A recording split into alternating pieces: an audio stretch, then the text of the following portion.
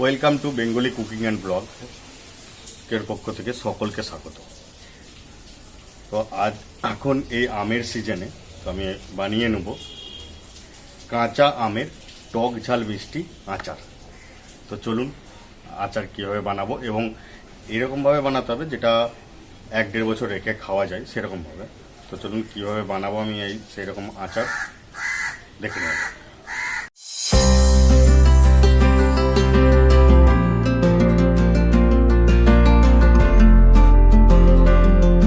আচারের জন্য প্রায় আমি 3 কিলো কাঁচা আম নিয়ে নিয়েছি, এটা কেটে রেখেছি পিস পিস করে। তো আচারের জন্য প্রথমে আমি একটা মশলা ভেজে নেব। যেমন গোটা ধনে নিয়ে নিয়েছি, মৌরি নিয়ে নিয়েছি, গোটা জিরে আর শুকনো লঙ্কা।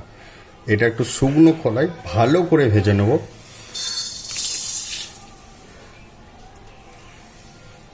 হালকা গ্যাস রাখতে হবে, ভালো করে ভেজে এটা মিক্সিতে গুঁড়িয়ে নিতে হবে। আমার গোটা মশলা ভালো করে ভাজা হয়ে গেছে। এরপর আমি নামিয়ে নেবো। এটা সামান্য ঠান্ডা হবে, তারপর আমি মিক্সিতে গুঁড়িয়ে নেব। চলুন নামিয়ে নিই। এরপর আচারটি করার জন্য আমি কড়াইয়ে একটু বেশি পরিমাণ তেল নিয়ে নেব। যেহেতু আচারটি বেশি টাইমের জন্য রাখবো, তো তার জন্য ভালো করে কাঁচা আমটিকে ভাজতে হবে। এর জন্য আমি তেল নিয়ে নিচ্ছি। তেল গরম হয়ে গেছে।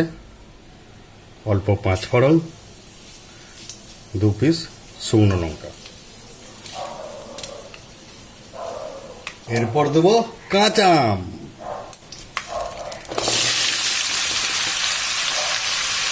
ভালো করে নেড়ে করে ভেজে নেব।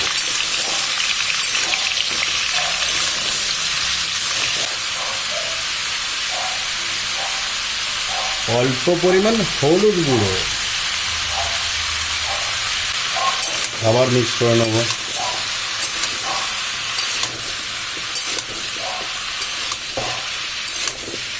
হালকা আছে কিন্তু ভালো করে ভাজতে হবে, না হলে কিন্তু বেশি দিন রাখা যাবে না।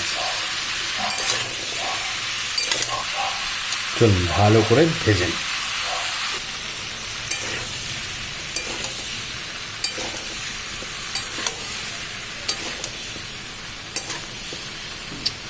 বুঝতে পেরেছেন?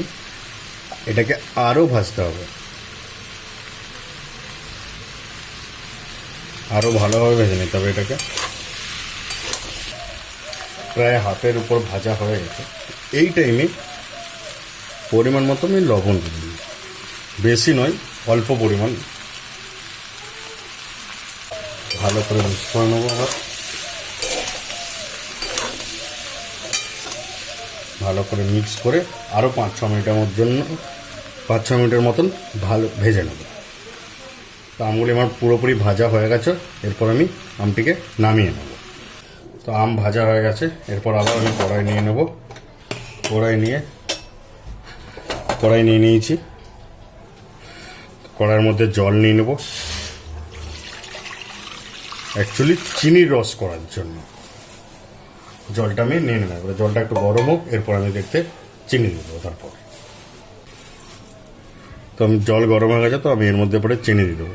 আমি অ্যাকচুয়ালি আমার আম ছিল 2 থেকে 2.5 কেজির মতো। এখানে প্রথমে আমি 1 কেজি চিনি দিয়ে দিচ্ছি। 1 কেজি চিনি দিয়ে চিনির পাকটা ভালো করে নেব।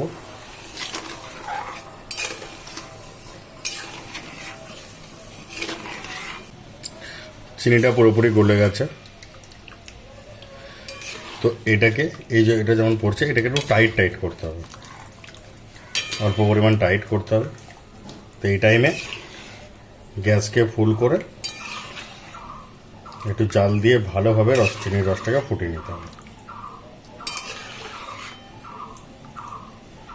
চিনির রস আমার একটু মোটা হয়ে গেছে। এরপরে যে আমি আমগুলোকে ভেজে রেখেছিলাম, সেই আমগুলো এই মধ্যে দিয়ে দেবো। আস্তে আস্তে দেখবেন হাতে যেন না লাগে যখন করবেন আপনারা। এরপর এটাকে ভালো করে মিক্স করবেন।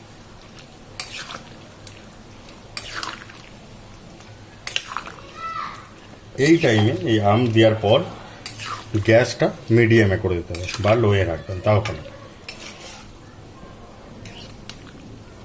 গ্যাসটাকে আমি মিডিয়াম ফ্লেমে করে দিয়েছি, কেননা এতে আমের মধ্যে চিনির রসটা ভালোভাবে ঢুকবে, তার জন্য আমি বলছি মিডিয়ামে রাখবেন গ্যাসটাকে, না হলে একদম লোয়ে রাখবেন।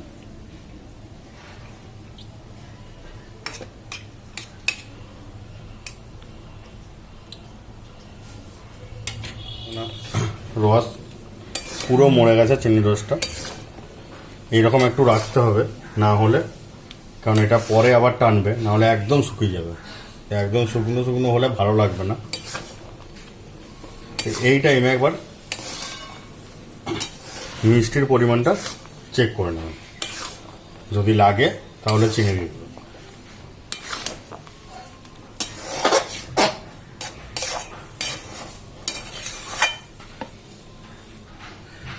তো আমার হয়ে এসেছে, এরপর আমি গ্যাস অফ করব,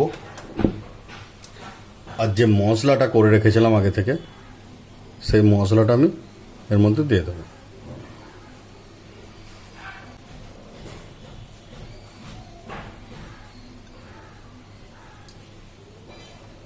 ভালো করে মাখিয়ে নেব মশলাটাকে।